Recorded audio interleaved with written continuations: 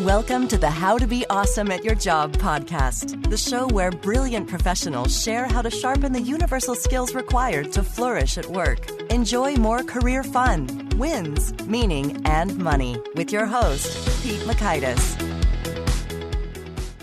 Okay, hello once again. I'm super excited to have our episode 10. Boy, time is flying, and we are still riding high in the new and noteworthy of the iTunes directory in 3 categories.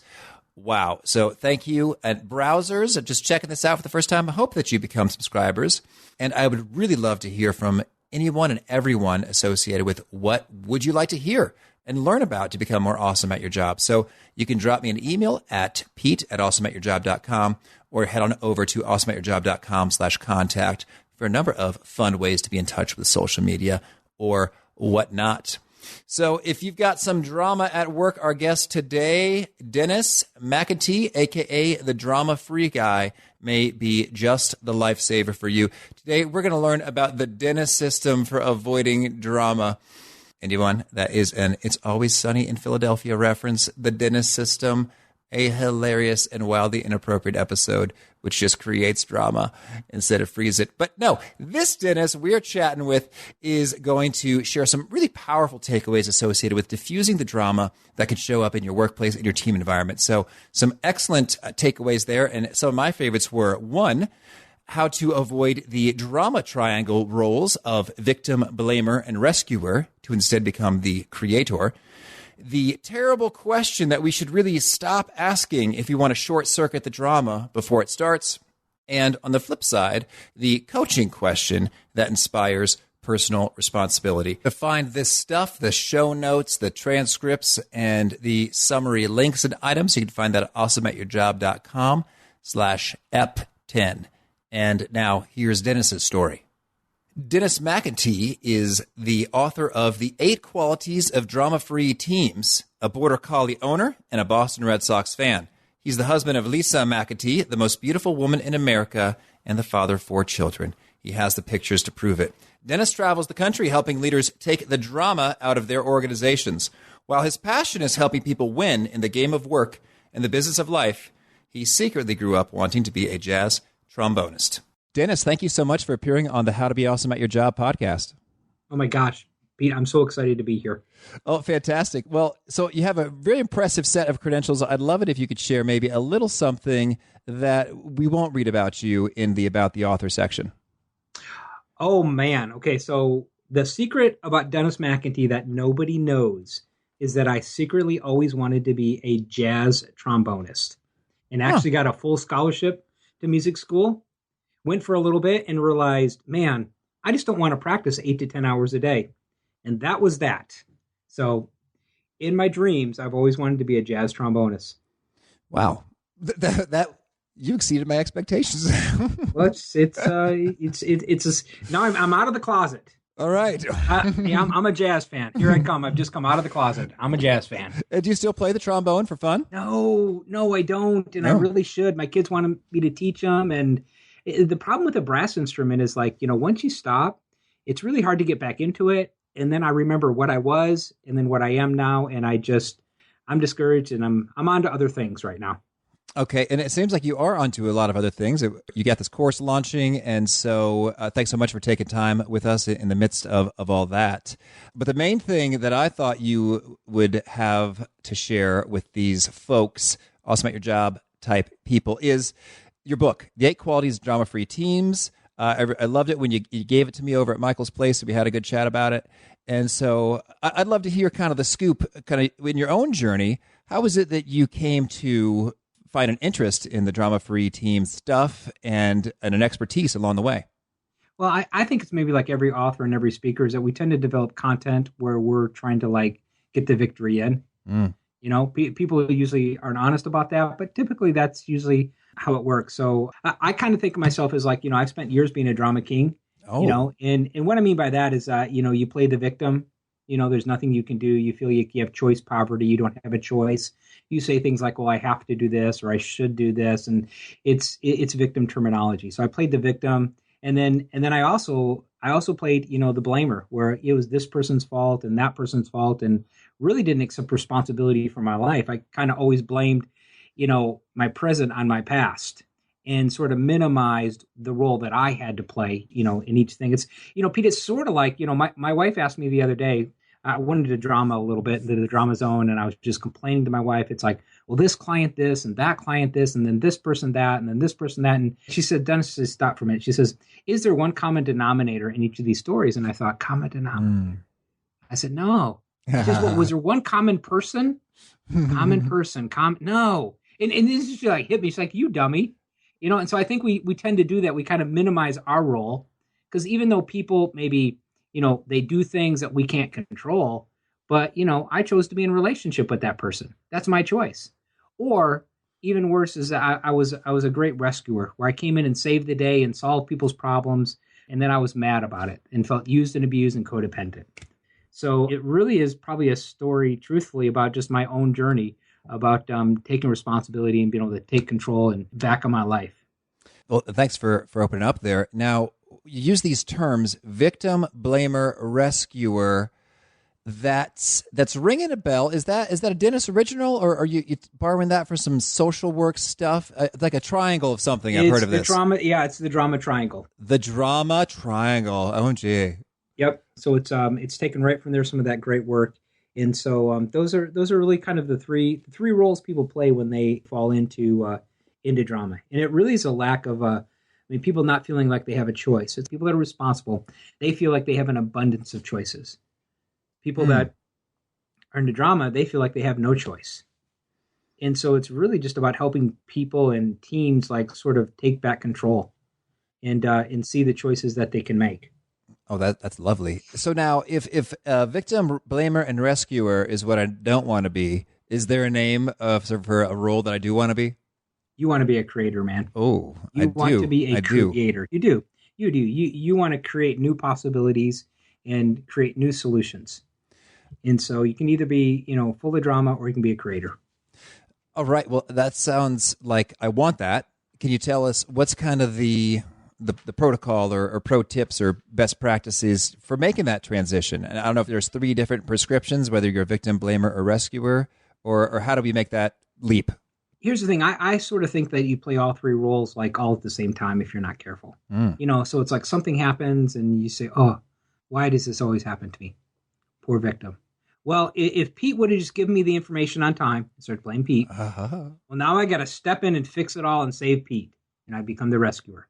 So within seconds, I played all 3 roles. I think if you fall into one, you fall into all 3. But let's just talk about one solution, okay? All right. And probably the biggest reason why people go into drama is it starts with a question, and it typically goes like this: Why? Oh, why? Dennis, why do you always do this? Dennis, why do you always stick your foot in your mouth? Dennis, why do you always think you can do more than you can do? And honestly, Pete, why is a horrible question? Because there typically is never an answer. So, Okay. So I think you have to step back and watch the questions that you tell yourself, because the questions you tell yourself determine the thoughts you think, which determines the feelings you have, which determines your actions, which determines your results. So I call that QTFAR, QTFAR. So if you want to change your result, you got to change your question. So typically our results with teams and working with people are based on the questions that we ask. In fact, even, Pete, think about this. It's like, something happens and I say, well, Pete, why did you do that? Well, what's your first natural reaction when I say that to you? I want to come up with a great reason for why I did that to stick it to you. Yeah, absolutely. You're like, McIntee, it's because you're this and this. That's why. Right. It's like you immediately become defensive. And let's just be honest at our core, okay? Do I really, really want to know why you did that? Or do I just want a different behavior? Typically, Yeah. I just want a different behavior. Certainly. I really don't want to, and because I don't want to hear all of your past and all of your garbage and all of your, like, how your mother didn't, change your diaper when you're 5 years old. And you know what I mean? It's like, if you want to dig down, that's probably why. Some kind of an emotional issue when you were, under 12. So we ask a bad question, we're going to get bad results. So I teach people, like, if you want to get out of the drama, you got to change the question. So instead of asking why, here's 2 power questions. It starts with what or how plus I plus an action. So something happens, and the question you need to ask is like, okay, what can I do to fix this? How can I make this a little bit better? What's one thing I can do today to improve this situation? And so changing the question really, it changes your mind frame, which really changes the results. It changes your actions and the results you get. So it probably the power way to get out of drama very quickly is just change the question. Oh, I think that's fantastic. And I think as you're tapping into this here, I'm thinking that some people they want the drama. They enjoy like that. That's satisfying for them to roll around in it. And so it's like you've given us the prescription, the answer, the solution to drama. But I think there's like a matter of like will or attachment to the drama. Well, yeah, a little bit. And here's the deal.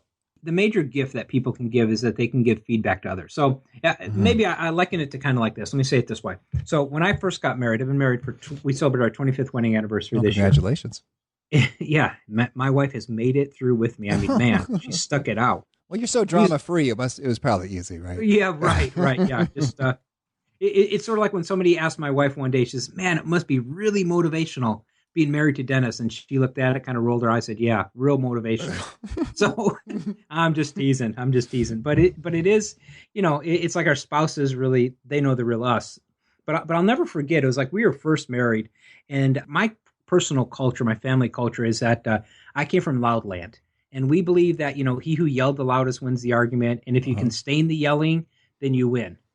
And my wife came from quiet land, and where they just didn't talk about hardly anything. And I'll never forget, we went to a family reunion. We're about a year being married. And she pulled me aside about after an hour. And she said, "Dennis," she says, "do you guys hate each other? What's going on?" And I was like, What are you talking about? She goes, You're yelling. I go, "We're not yelling." But it was like, here's the thing. Pete, to me, that culture was normal. Yeah. But I needed some awareness and somebody outside of my structure to go, "Hey, this is not normal. And here, let me show you." So it was like, it wasn't until like I got some awareness that I couldn't change it, because it's like, we can't change what we can't see. Mm. And so I think you're absolutely right. There is a portion of like people, it's like if you've grown up in it, because how you do anything is how you do everything. So it's like I take me to work, I take me home.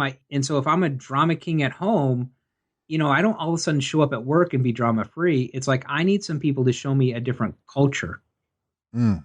And I think that's the big job of leaders, is to help give their team awareness on behavior. All right. I've got so much I want to dig into there. I think about Kelly Kapoor from The Office, who just loved the drama. If you ever saw that show, and she once said to her boyfriend, "You just say whatever is on your mind. What kind of twisted game is that?"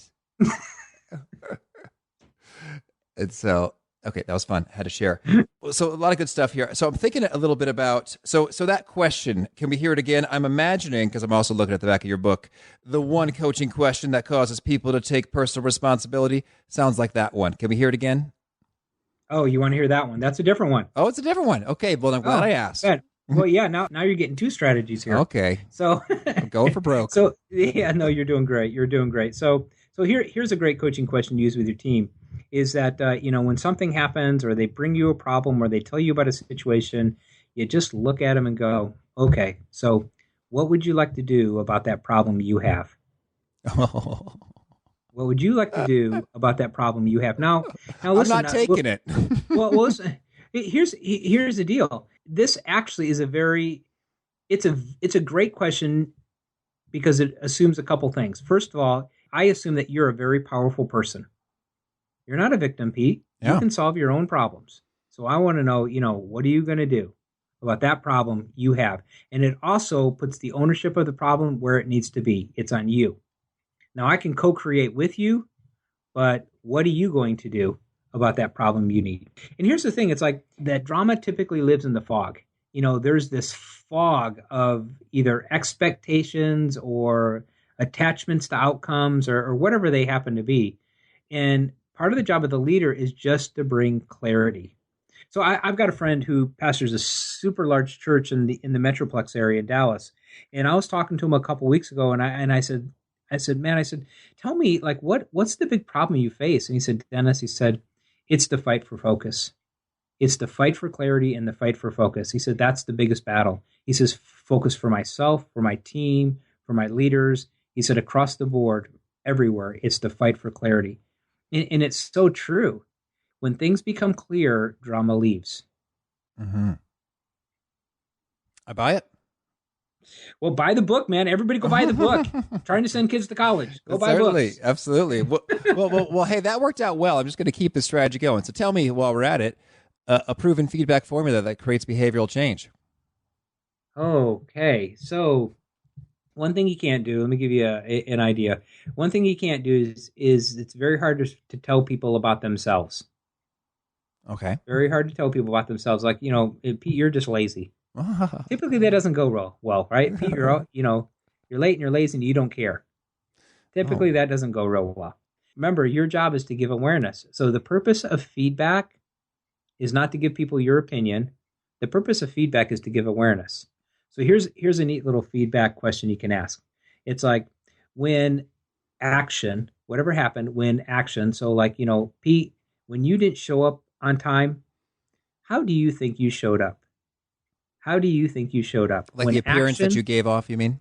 Yeah. Okay. Because here's what people don't realize is that their behavior produces consequences. Their behavior produces a result. That's it. That's all behavior does, is produces a result. And so you got to get aware of what is the behavior and what is the result it produced. If you can't get people to that point, you can't help them change. The great feedback question works well is like, when something happens, when action, how do you think you showed up? Mm-hmm. And so just to be clear, you showed up means how did you appear to others, or how did you show up means, could you unpack that phrase a bit? It's a nice way to say, what has your behavior produced? What's the result?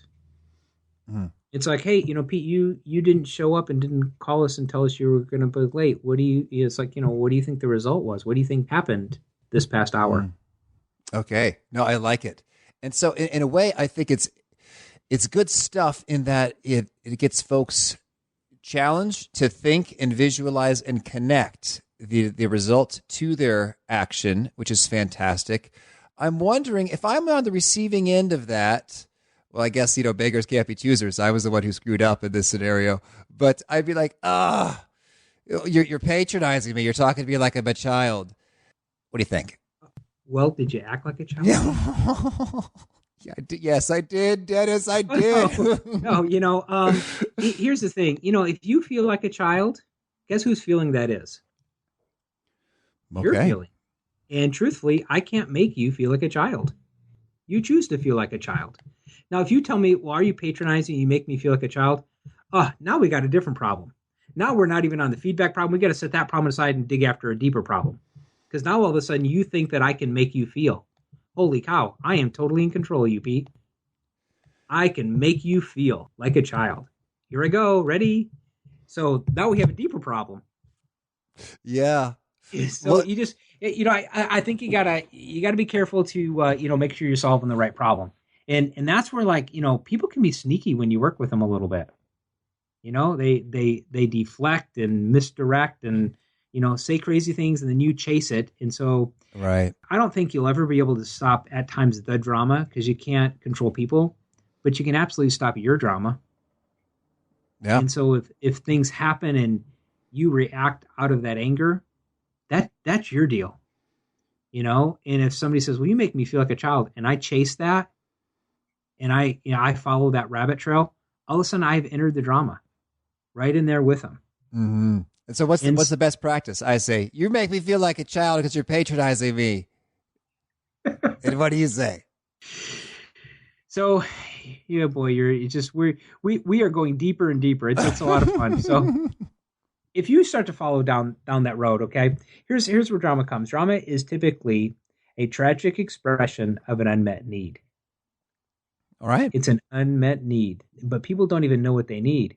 And so I would just look at them and go, Pete, help me understand. What do you need? Mm-hmm. What do you need? And then we just get clarity of needs, and we have a needs negotiation conversation. In terms of what you're able and it's appropriate for you to provide, and what they're going to have to go elsewhere for? Absolutely. Mm-hmm. Absolutely. And that also helps you stop from being codependent, because when I tell people that, it's like, I don't want leaders thinking that, man, they got to run around just meeting all of their team members' needs, because that would be crazy. Right. But you have to get clarity on what you as a leader need from your team, and they have to be clear on, okay, this is what, and give you the feedback, this is what I need from you, and then have a needs negotiation conversation. And then you have to answer the question, how will we resolve conflict? Those are the three questions you have to ask if you want to create a drama-free culture in your team. As a leader, this is what I need. As a follower, this is what you need from me. And Pete, how are we going to resolve conflict? When we have conflict, what are the rules for doing it? I like so much of what you're saying, and it just sounds so. The word "grown up" comes to mind. Like, well, I think if we're not careful, we end up having like adult to child conversations in our teams. mm-hmm. And I think we need to move to adult conversations where I'm not telling you what to do. I mean, I've got 4 kids. I don't need another kid to tell them what to do. Mm-hmm. So, we move to have adult to adult conversations where we clarify needs, clarify expectations, and just go produce awesome work. I love it. And so I'm thinking now, as I imagine the landscape of people I know and have interacted with, there's probably a reasonable segment of folk who aren't going to get on board with a drama-free culture. What do you say to that?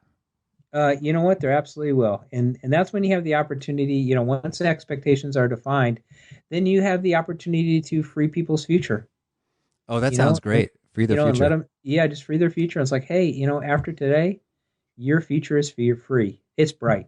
You can work anywhere else you want to work. You just can't do it here. You can do whatever you want. Just can't do it here anymore. Now, I don't want any leaders listening to this and like walking into their team and just firing everybody. Okay? You teach what you know, but you produce who you are. So if it's in your team, I would challenge you that it might be in you. And, your leadership has possibly created some of that drama, because sometimes people listen to me talk and they go back and go, I'm going to just fire all my team and start all over. Well, I mean, the problem with that is that once you get a new team, it'll probably happen again because it's something in your leadership. So it starts with you, as the leader. And I always think if it's in my culture, in some way, I have probably allowed it because the culture you create really generates the results that you want to produce. Understood. So, well, these have been so fun, and I could just really think about and swim in these ideas for a while, and I hope the listeners do as well. So you tell me, is there anything else you want to make sure you get out there before we shift gears into the fast faves? No, this has been great. I just want to challenge leaders to, really look at themselves first and work on you first, because when you get better, your business gets better. Perfect. So now let's dig in a little bit. Can you tell me rapid fire about a first favorite quote, something that inspires you again and again? Winston Churchill said, "The price of greatness is the acceptance of responsibility." Oh, thank you. And how about a favorite study, any piece of research or experiment that you find yourself thinking about or referencing often? So I'm a big fan of Patrick Lencioni and just anything that he writes. So that's probably, my favorite author.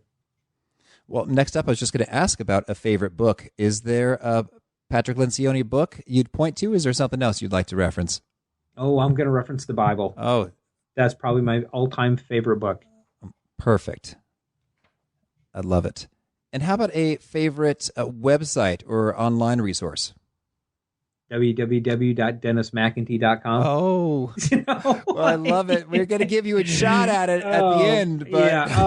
Oh gosh, there are just so many. So here's a guy that I'm really connected with that would be good for your audience to know, and that is Ray Edwards, and he's at rayedwards.com. So I've heard his podcast, The Ray Edwards Show. Yeah. So Ray's a good friend of mine. So I follow everything that Ray does.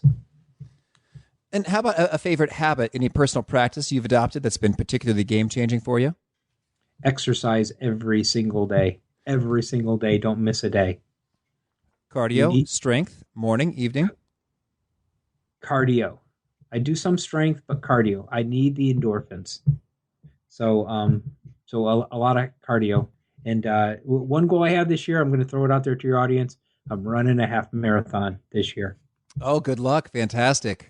Yeah, thanks. Oh, I've done it once, and it was good. I enjoyed it. And a half was enough for me. Yeah, that's what I say. I don't think I want to do the full. How about any favorite tools, whether it's a gadget or software, hardware, or thought framework you find yourself leaning on often? Oh gosh, my iPhone.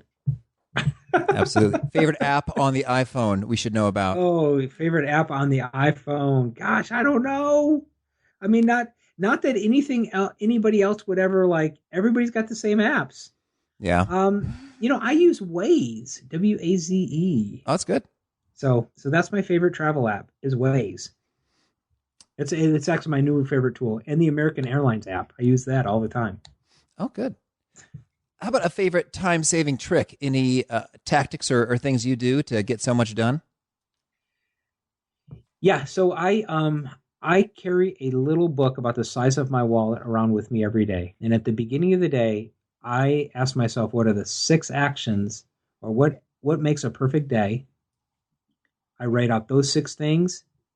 I take my inbox to inbox 0, clear it out, and then I never open email the rest of the day. And I work from that small little list. And I'm crazy productive. Oh, that's good. How long does it take to hit inbox 0 each day? Oh, about 3 minutes. 3 minutes, yeah. 3 minutes. I just parse my emails, turn them into action items. I don't work out of my emails. Oh, I see. I'm with you. I don't work out of my emails in action. I turn it into an action item, put it in a trusted system. I'm a big fan of the GTD system. I thought this feels very David Allen. Yeah, cool. it's a little David Allen-ish, but I'm not so cultish with it though. Well, cool. Thank you. How about a favorite truth bomb or a little nugget when you share, you see heads nodding and it gets tweeted and people start taking notes in a rush? Oh my gosh. I didn't know this was coming. The thing that just pops out to me is the culture you create produces the results you want. Okay. I love it. I don't know. Maybe it's maybe one. That's one. I feel like I have hundreds of zingers. I'm not sure.